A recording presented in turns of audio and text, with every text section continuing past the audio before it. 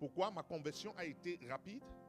Pourquoi? Parce que quand j'ai rencontré mes pasteurs, quand j'ai cru, j'étais ouvert. Quand je dis j'étais ouvert, ça veut dire que je pouvais partager même mes soucis de je ne sais pas. Pour toi, tu peux croire que c'est bon, c'est rien. Mais je partage ça.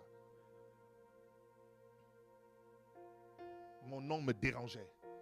Le problème de beaucoup d'enfants de Dieu, c'est que vous arrivez à l'église, vous voulez être pasteur, vous ne vous connaissez pas encore, vous voulez des postes, vous voulez des ceci, vous voyez.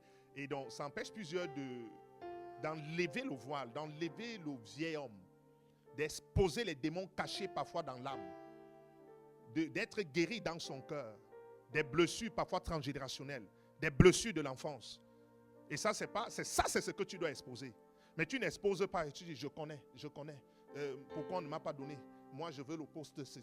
Oh, même si on te donne le poste, tu vas détruire le poste. Tu n'es pas guéri. Cherche d'abord à être guéri. Cherche d'abord à être libéré. Quelqu'un me suit ici? Les péchés, même que... je parle de ça parce que je suis libre. Je suis juste en train d'exposer ces choses-là, les œuvres du diable. Maintenant, quand tu gardes ça, ça perd l'esprit du mensonge. Tu mentais, tu continues à mentir parce que tu ne veux pas exposer ce démon de mensonge. Maintenant, on n'expose pas sa vie à tout le monde. Parce que parfois, ils viennent à l'église, ils préfèrent confier à leurs frères, leurs soeurs. Ils ont quelle autorité? Si c'était des démons en toi, ça transfère les mêmes démons sur les autres. Parce que ceux-là n'ont pas la capacité de pouvoir écouter ces choses et comprendre que ça, c'est la délivrance. D'accord, libre. Tu es guéri, je prie pour toi, c'est bon. Parce que tu as exposé le démon. Tu es ouvert. Tu es un homme libre. Tu es une femme libre. Même le Saint-Esprit, quand tu commences à dire des petites choses à ta mère, à ton pasteur, des petites choses, quand tu veux garder tout ça, c'est le signe que le Saint-Esprit est en train d'opérer en toi.